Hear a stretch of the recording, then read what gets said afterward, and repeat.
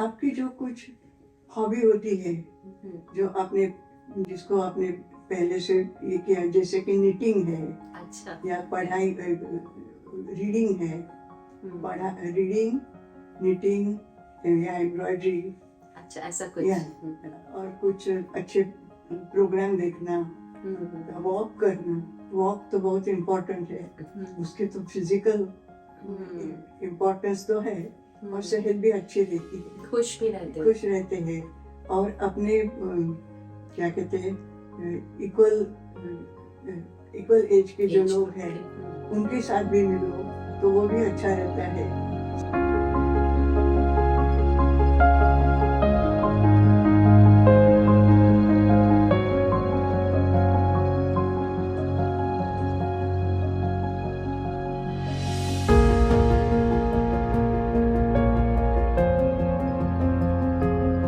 Hello Auntie, how are you? Fine, thank Nice you. to see you again. Yeah, very nice. So Auntie, एक बड़ा burning question मेरे दिमाग में कई बार आता है, और यू नो जैसे कि क्या होता है कि अब हम लोग जैसे यहाँ इमिग्रेंट्स हैं, तो हमारे पेरेंट्स हमारे पास मूव होते हैं बिकॉज अब वो मैनेज नहीं कर सकते. How do you make sure, and how does a parent feel comfortable? What is it that they should be, you know, doing or feeling to feel comfortable in their kid's house? मेरे life में 2-3 घटनाएं ऐसी हुई कि उसके बाद मुझे बहुत बड़ा चेंज करना पड़ा. नंबर 1, मेरे हस्बैंड की डेथ हो गई. जब वो बीमार थे तब तो उनकी उनकी उनकी दवाइयाँ, उनका क्या नर्सिंग करना, ये सब इसके सिवा और कुछ दिमाग में नहीं था. तो फिर जब उनकी डेथ हो गई तो अभी एकदम अंधेरा सा हो गया. उसके बाद मैंने डॉक्टर को बताया था कि भाई when I will be 75 then every year मुझे थरो चेकअप करिए. और मेरी फैमिली डॉक्टर ने वो मान लिया. ओके. तो ऐसे 2-3 चेकअप्स, थोड़ा चेकअप हो गए.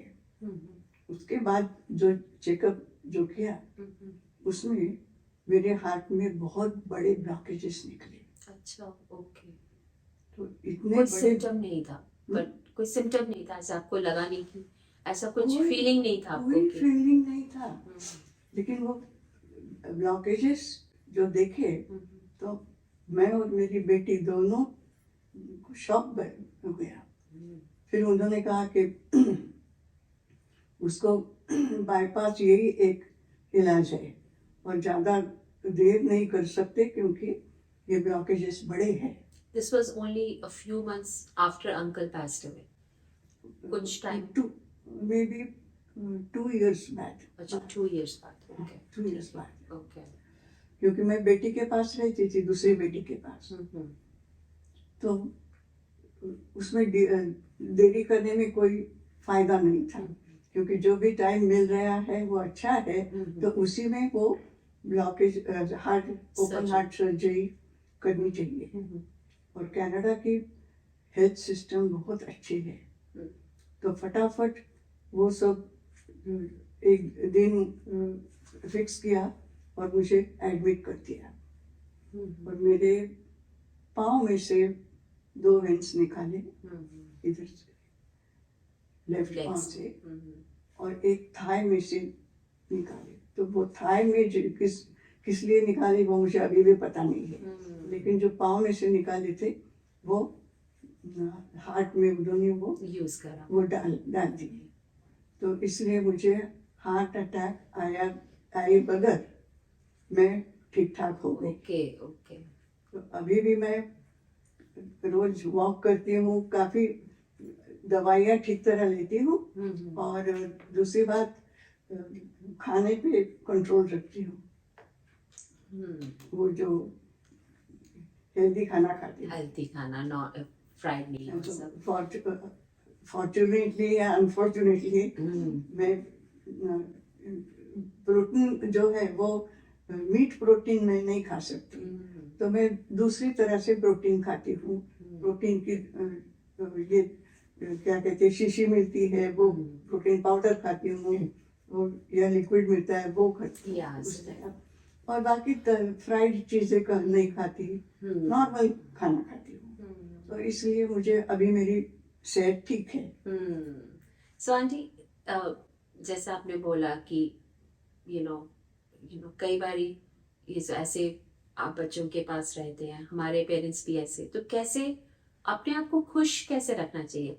डाइट और वो सब तो एक फिजिकल बॉडी को ठीक हाँ। रखता है, पर एक मेंटल होता है कि अपने आप को पॉजिटिव रखना। Yeah. उसके लिए किसी ओल्ड पेरेंट के लिए या सीनियर पेरेंट के लिए आपके पास क्या टिप्स होंगे कि आपकी जो कुछ हॉबी होती है, जो आपने जिसको आपने पहले से ये किया, जैसे कि निटिंग है, अच्छा, या पढ़ाई, रीडिंग है, रीडिंग, निटिंग या एम्ब्रॉयडरी, अच्छा ऐसा कुछ। या और कुछ अच्छे प्रोग्राम देखना, वॉक करना। वॉक तो बहुत इम्पोर्टेंट है, उसके तो फिजिकल इम्पोर्टेंस तो है, और सेहत भी अच्छी रहती है, खुश भी रहते हैं। खुश रहते हैं।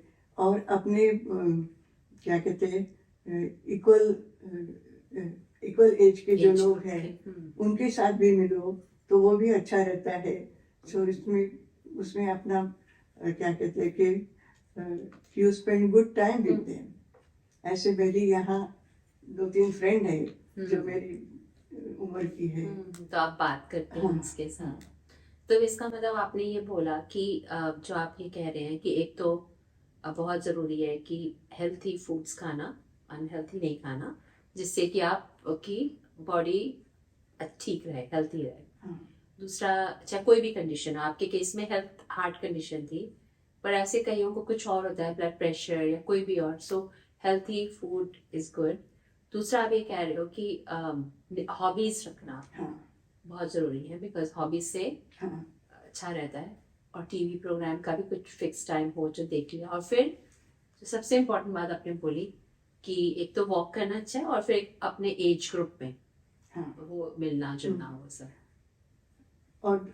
और एक बात मुझे कहनी है कि मैं मेरी बेटी के पास रहती हूँ, तो और उसके 3 बच्चे, तो उनके जो कोई ये है उनमें, जैसे अगर माँ का और बेटे का झगड़ा हो गया तो मैं उसमें इंटरफियर नहीं करती।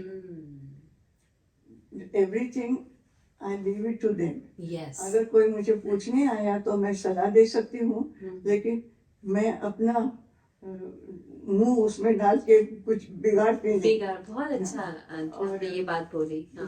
ये बात चाहे सामने कुछ हो रहा हो, लेकिन क्योंकि 2 लोगों के बीच में हो रहा है, वो आपस में सॉर्ट आउट करेंगे। That is very nice. और कन्वीनियंटली वहां से निकल जाओ तो उनको ऐसे नहीं लगे कि भाई ये सुन रही है, ये बोल नहीं रही लेकिन इसको इंटरेस्ट है। ऐसे ऐसे भी नहीं होना चाहिए। अच्छा, that is very nice aunty, बहुत अच्छा टिप आपने बोला। क्योंकि कई बार क्या होता है, लोग रुके रहते हैं, तो वो भी ठीक नहीं है। कन्वीनियंटली, ताकि उनको भी प्राइवेसी मिल जाए अपनी बात करने की, और वो चुप हो गए। That is very nice. So और जो खुश रहने के लिए, वो आपने बोला अपने एज ग्रुप में मिलना इम्पोर्टेंट है, और फिजिकल बॉडी अपनी, अगर आप जैसे कह रहे हो कि हेल्थी फूड एंड वॉक करना, वो सब यू नो, और एंटरटेनमेंट के लिए हॉबीज या और फिर टीवी देखना, सो वो एक होलसम हो जाता और है। ऐसे होता है ना कि बच्चों के पास, बेटा या बेटी के पास रहो तो वो सहारा होता है उनका, वो बहुत इम्पोर्टेंट होता है। बहुत इम्पोर्टेंट होता है।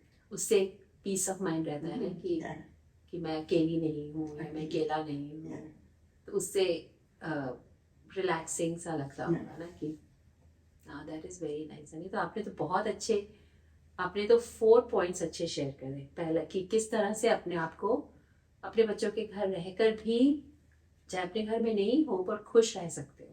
आपने बोला कि अच्छा खाना खाओ, डाइट अच्छी रखो, अनहेल्थी नहीं खाओ, एक्सरसाइज करो थोड़ा सा, और फिर अपने आप को एंटरटेन रखो अपनी हॉबीज से। कोई ना कोई फ्रेंड्स बनाओ, ताकि थोड़ा अपना आउटलेट होता है अपने एज ग्रुप में। और जो आपने बहुत इम्पोर्टेंट बात बोली है कि रहते हुए भी उनकी बातों में इतना मतलब जैसे कह रहे थे आप इंटरफेयर नहीं करो और उनको डील करने दो अपनी जो भी है, तो उसमें फिर अच्छा रहता है।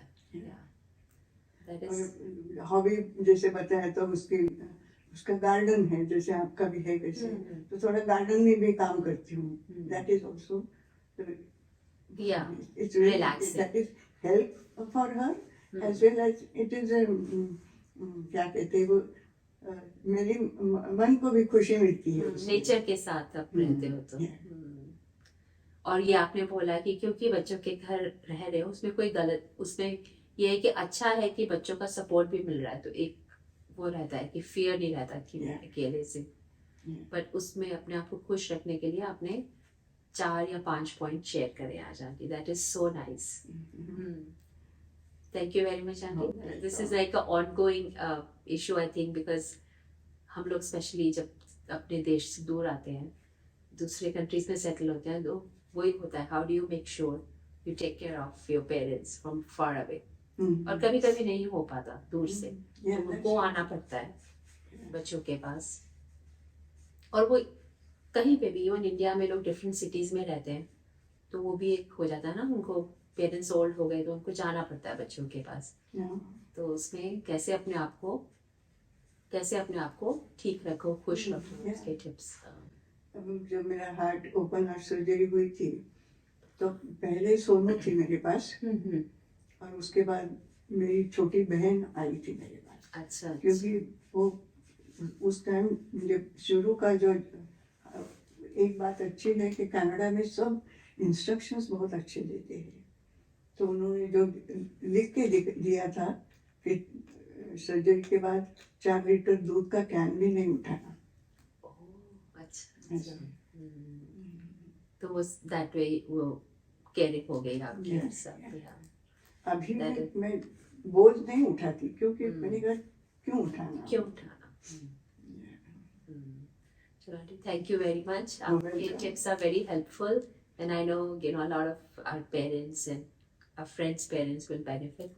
उनको लगता है कि कैसे अब हम अपना घर छोड़ के कैसे, but it is possible to still stay happy, considering कि आप कुछ चीजें करें अपने लिए जो कि जिससे कि आपका एक रूटीन बना रहे, है ना, थोड़ा सा डिसिप्लिन वे में सब कुछ करें। तो या thank you very much, and it's nice to see you again. If you wanna talk about anything at all, then you know who to call. Just tell Sanjana. Tell Sanjana. Tell Sanjana. Tell Sanjana. Just tell Sanjana.